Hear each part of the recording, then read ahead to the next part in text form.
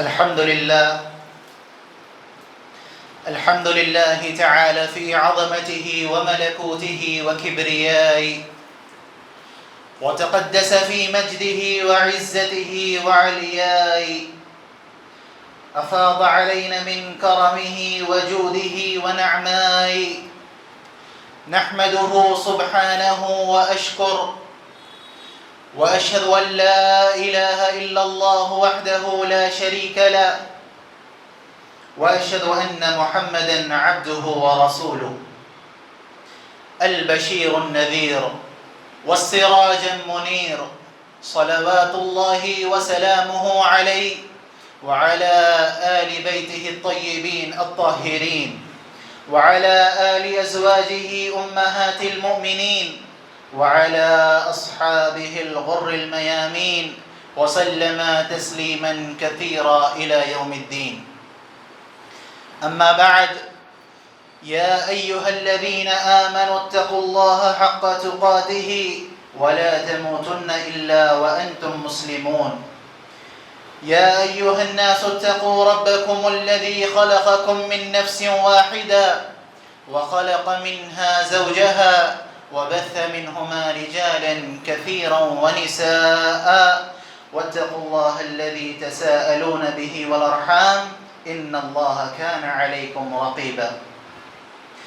يا أيها الذين آمنوا اتقوا الله وقولوا قولا سديدا يصلح لكم أعمالكم ويغفر لكم ذنوبكم، ومن يطع الله ورسوله فقد فاز فوزا عظيما. وقال تبارك وتعالى في قرآن الكريم: ومن يشرك بالله فقد ضل ضلالا بعيدا.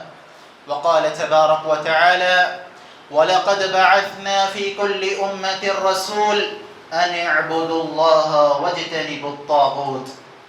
وقال رسول الله صلى الله عليه وسلم: ألا أخبركم بأكبر الكبائر؟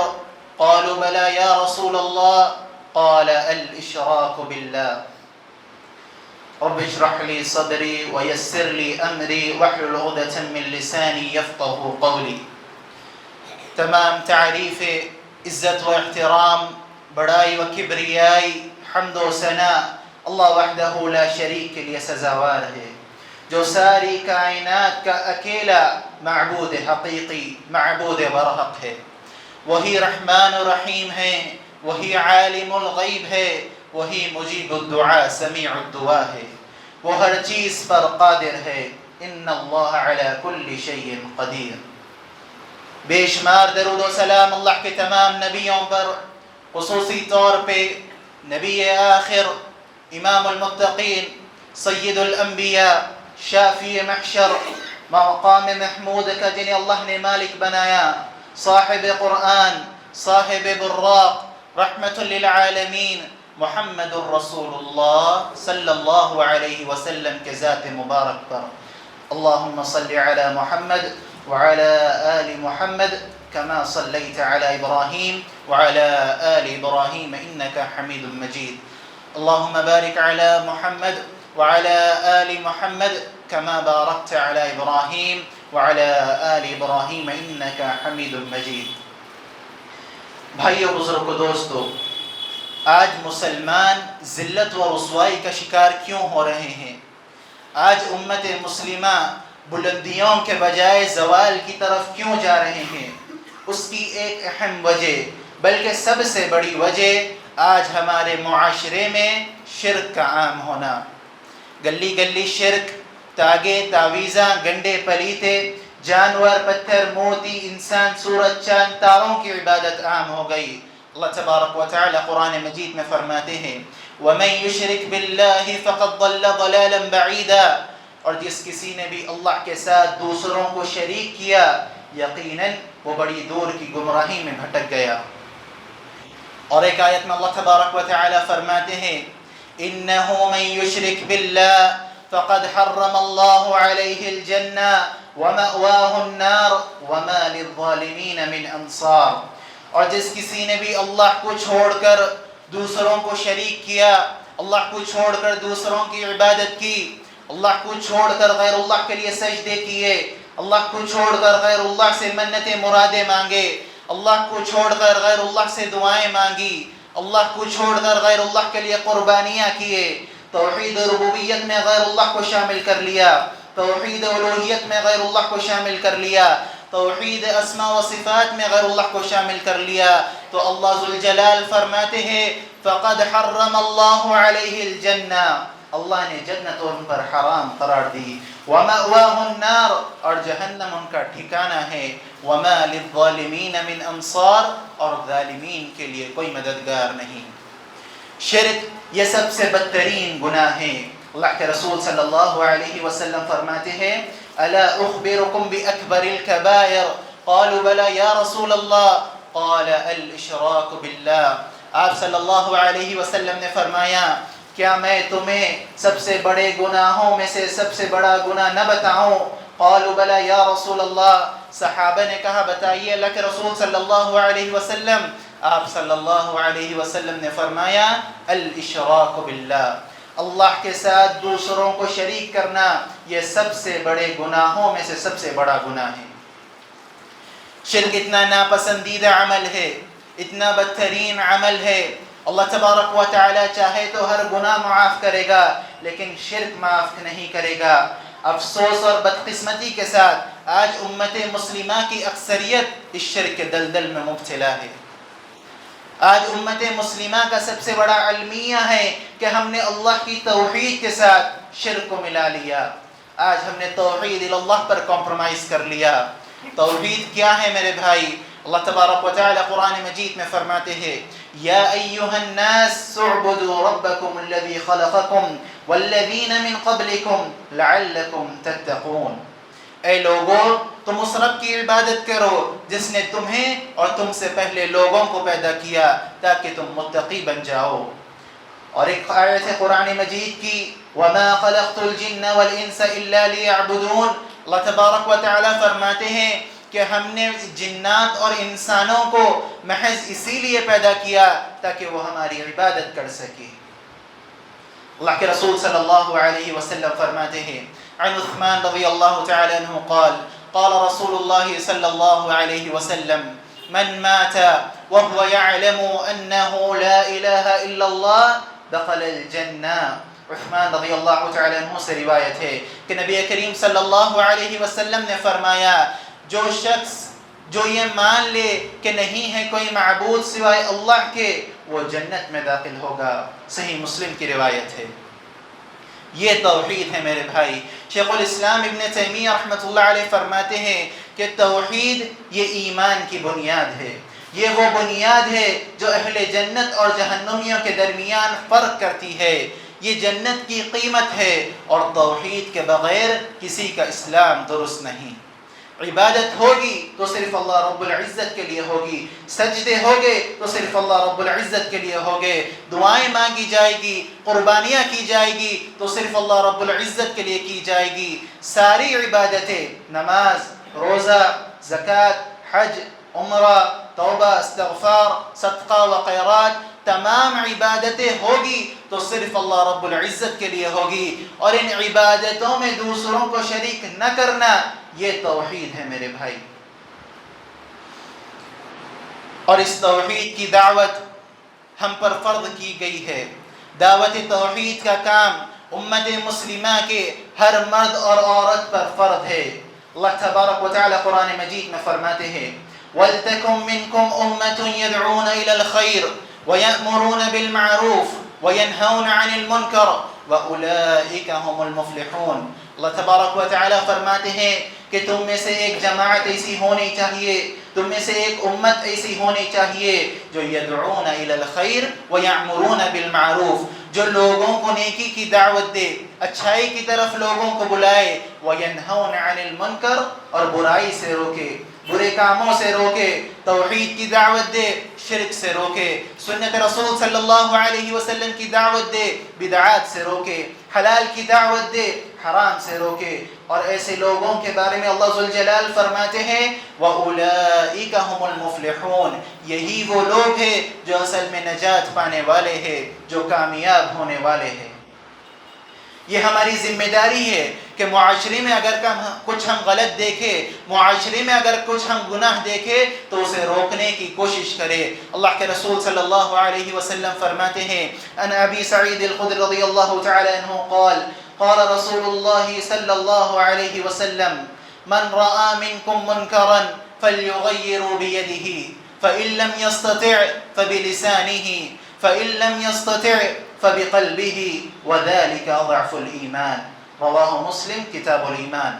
ابی سعید الخدری رضی اللہ تعالی عنہ سے روایت ہے کہ نبی کریم صلی اللہ علیہ وسلم نے فرمایا، اگر تم میں سے کسی نے برائی دیکھی فَلْيُغَيِّرُ بِيَدِهِ تو اسے اپنے ہاتھ سے روکنے کی کوشش کرو، فَإِن لَمْ يَسْتَطِعْ اگر اس کی استطاعت نہیں ہے، اگر اس کی طاقت نہیں ہے، فَبِلِسَانِهِ تو زبان سے روکنے کی کوشش کرو، فَإِن لَمْ يَسْتَطِعْ اگر اس کی بھی استطاعت نہیں ہے، فَبِقَلْبِهِ تو دل میں برا خیال کرو، وَذَلِكَ أَضْعَفُ الْإِيمَانِ اور یہ ایمان کا آخری درجہ ہے۔ دعوت دین کی بڑی اہمیت ہے میرے بھائی، دعوت توحید کی بڑی اہمیت ہے، اس کی بڑی فضیلت ہے، اس کا بڑا مقام ہے۔ اللہ ذوالجلال قرآن مجید میں فرماتے ہیں وَلَقَدْ بَعَثْنَا فِي كُلِّ أُمَّةٍ رَسُولٍ أَنِ اعْبُدُوا اللَّهَ وَاجْتَنِبُوا الطَّاغُوتَ۔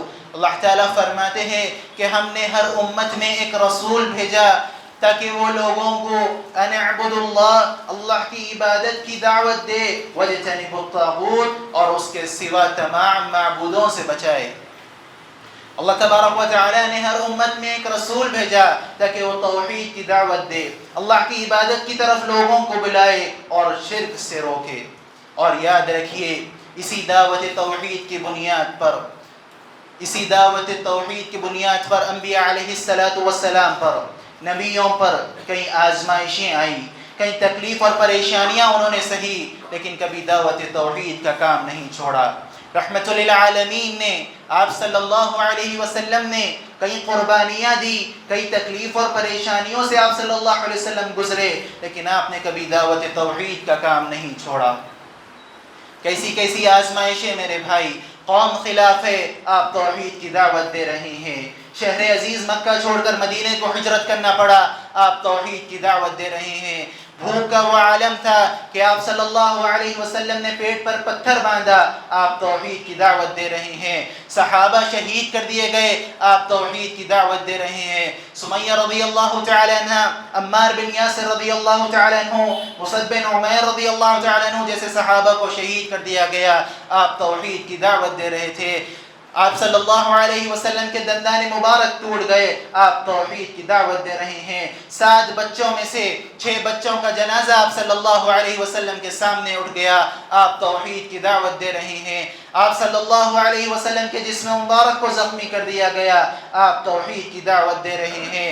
حالات کیا بھی ہو، آزمائش کتنی بھی سخت کیوں نہ ہو، کتنی بھی بڑی اور تکلیف اور پریشانی کیوں نہ ہو، آپ صلی اللہ علیہ وسلم توحید کی دعوت دے رہے ہیں، اللہ کی عبادت کی طرف لوگوں کو بلا رہے ہیں۔ قولوا لا الہ الا اللہ تفلحوا، کہو نہیں ہے کوئی معبود سوائے اللہ کے اور کامیاب ہو جاؤ۔ ابراہیم علیہ السلام کو آگ میں ڈالا گیا اسی دعوت توحید کی بنیاد پر۔ آپ صلی اللہ علیہ وسلم نے اپنے نبوت کے 13 سال صرف توحید کی دعوت دی، توحید کا پیغام لوگوں کو پہنچایا۔ بلال رضی اللہ تعالی عنہ کو تپتی ریت میں سینے پر پتھر رکھ کے گھسیٹا گیا تو اسی دعوت توحید کے بنیاد پر۔ آج افسوس اور بدقسمتی کے ساتھ آج ہم نے دعوت توحید کا کام چھوڑ دیا، آج ہم نے دعوت توحید سے غفلت برتنا شروع کر دیا۔ اللہ تبارک و تعالی نے ہمیں جو ذمہ داری دی ہے ہم نے اس سے منہ موڑ لیا۔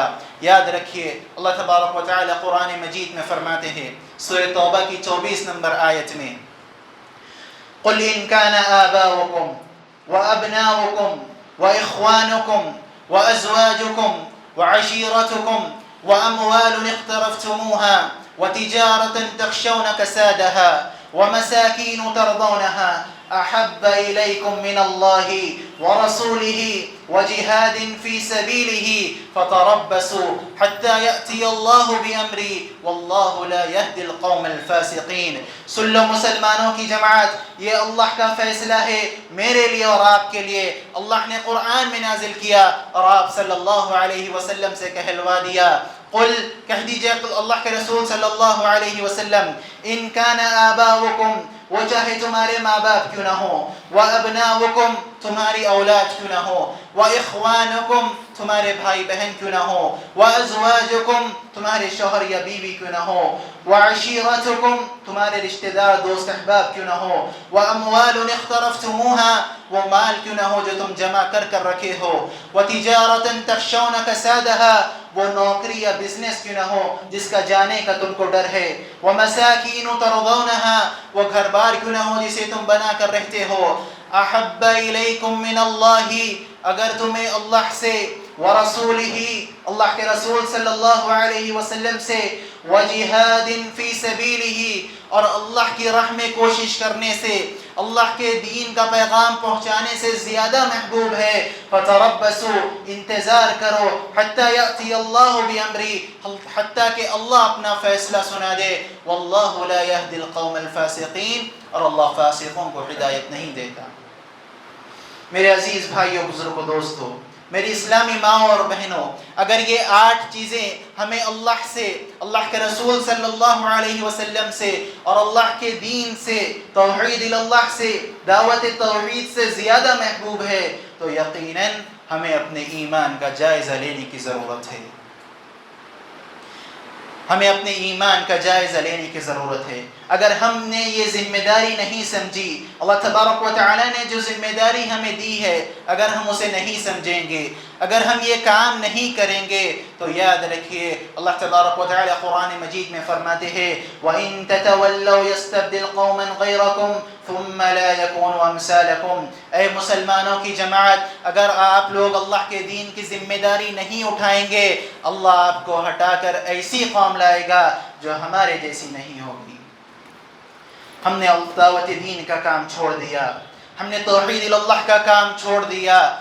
اگر مسلمان اب بھی نہیں سدھرے، اگر مسلمان اب بھی نہیں سمجھے تو اللہ تبارک و تعالی قرآن مجید میں فرماتے ہیں ان اللہ لا یغیر ما بقوم حتی لا یغیر ما بانفسهم اللہ تبارک و تعالی وہ قوم کے حالات نہیں بدلتا جب تک کہ وہ خود اپنے آپ کو بدلنے کی کوشش نہیں کرے۔ وقت کا تقاضا ہے میرے بھائی، سبق پھر پڑھ، صداقت کا، عدالت کا، سجاد کا، لیا جائے گا تجھ سے کام دنیا کی امامت کا۔ وقت کا تقاضا ہے، سبق پھر پڑھنا ہے قرآن و حدیث کا، توحید و سنت کا، حلال و حرام کا، اس پر عمل کرنا ہے اور اس کی دعوت دینا ہے۔ ہمیں اپنی ذمہ داری کو سمجھنے کا وقت ہے میرے بھائی۔ آپ چاہے ڈاکٹر ہوں گے، آپ چاہے انجینئر ہوں گے، آپ چاہے ٹیچر ہوں گے، آپ چاہے میکینک ہوں گے، آپ کیا بھی ہوں گے، آپ ایک داعی اسلام رہنا جو اللہ کے دین کو دوسروں تک پہنچانا، توحید، دعوت توحید کا کام کرنا، توحید کی دعوت دینا، شرک سے روکنا، کیونکہ اللہ تعالیٰ فرماتے ہیں وَأُولَئِكَ هُمُ الْمُفْلِحُونَ یہی وہ لوگ ہیں جو کامیاب ہونے والے ہیں، جو نجات پانے والے ہیں۔ ایک حدیث کہہ کر اپنی بات ختم کرتا ہوں۔ اللہ کے رسول صلی اللہ علیہ وسلم نے فرمایا بلغوا انی ولو آیا اگر تم تک میری ایک بات بھی پہنچی تو تم اسے دوسروں تک پہنچا دو۔ وقت کا تقاضا ہے، ہمیں اپنی ذمہ داری کو سمجھنے کی ضرورت ہے میرے بھائی۔ اللہ سے دعا ہے کہ اللہ تعالیٰ ہمیں کہنے سننے سے زیادہ عمل کرنے کی توفیق عطا فرمائے۔ اللہ تبارک و تعالی ہمیں دین اسلام پر زندہ رکھے اور دین اسلام پر ہمارا خاتمہ فرمائے۔ اللہ تبارک و تعالی ہمیں دین اسلام کو سمجھ کر اس پر عمل کر کے اس کو پھیلانے والا بنائے۔ اللہ تعالی ہم میں سے جو بھی تکلیف اور پریشانیوں میں ہیں ان کی تکلیف اور پریشانیوں کو ختم فرمائے۔ اللہ تعالی ہم میں سے جو بھی بیمار ہے ان کو شفاء عاجلہ شفاء کاملہ عطا کرے۔ اللہ تعالی ہم میں سے جو بھی قرض دار ہے ان کی قرض کی ادائیگی کے اسباب بنا دے۔ اقول قولی هذا واستغفر الله لي ولكم ولسائرین من كل ذنب فاستغفروه انه هو الغفور الرحیم ورب علیم۔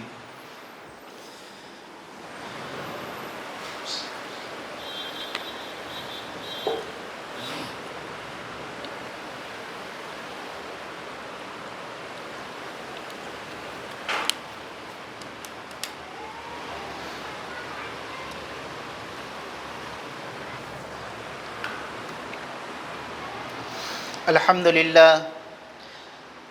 لله الذي وسع سمعه الأصوات وعلم دعوات عباده مع اختلاف اللغات بيده قضاء الحاجات ونيل الأمنيات ودفع البلايا وكشف الكربات سبحانه وبحمده سميع قريب، رحيم مجيب، عليم قبير. ولطفه موصول بعبده في جميع الأحوال والأوقات.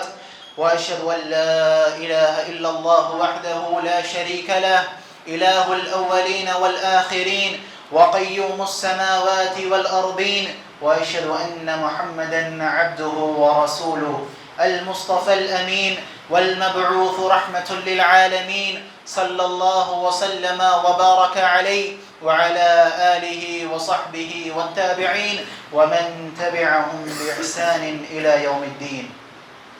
أما بعد، فيا عباد الله، فاتقوا الله تعالى حق التقوى، واستمسكوا من الإسلام بالعروة الوثقى. تقوى الله حرز وجنة، ووسيلة إلى مرضاته والجنة. إن الدنيا تفنى والآخرة تبقى، وإن المصير إلى الله. وقال جل في علاه: يا أيها الذين آمنوا اتقوا الله حق تقاته ولا تموتن إلا وأنتم مسلمون.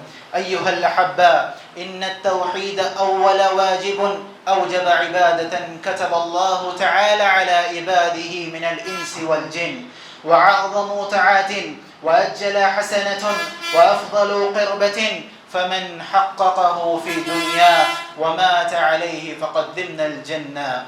والتوحيد هو إفراد الله وحده بجميع عباداته، فلا تصيلوا ولا تصوموا ولا تحجوا ولا تذبحوا ولا تنذروا إلا لا. فقال سبحانه في سورة الإسراء: وقضى ربك ألا تعبدوا إلا إياه. وقال جل في علاه: وما خلقت الجن والإنس إلا ليعبدون. وقال جل جلاله: إنني أنا الله لا إله إلا أنا فاعبدني وأقيم الصلاة لذكري. وعن عثمان رضي الله تعالى عنه قال: قال رسول الله صلى الله عليه وسلم: من مات وهو يعلم أنه لا إله إلا الله دخل الجنة. رواه المسلم. فمن صرف بجميع عباداته الله وحده فهو موحد لربي، ومن أهل التوحيد الذين هم أهل الجنة خالدين فيها أبدا. أيها الناس، إن الشرك أشد محرم حرمه الله على عباده، وأعظم سيئات، وأكبر ذنب، وأشنع معصية، وأقبح خطيئة. فمن صرف عبادته أو شيئا منها ولو كانت عبادة واحدة لغير الله فهو مشرك، ومن أهل الشرك الذين هم أهل النار خالدين فيها أبدا. وقال سبحانه في سورة الجن: فلا تدعوا مع الله أحدا. وما قال لقمان لابنه: يا بني لا تشرك بالله إن الشرك لظلم عظيم. وصح أن النبي صلى الله عليه وسلم قال: من مات وهو يدعو من دون الله ندا دخل النار. عباد الله، أيها الأحباء، إنه لا سعادة ولا حياة ولا نجاة إلا إذا عرفنا الطريق الحق الذي لا عوج فيه، وهذا الطريق لا يعرف إلا من سنة المصطفى صلى الله عليه وسلم.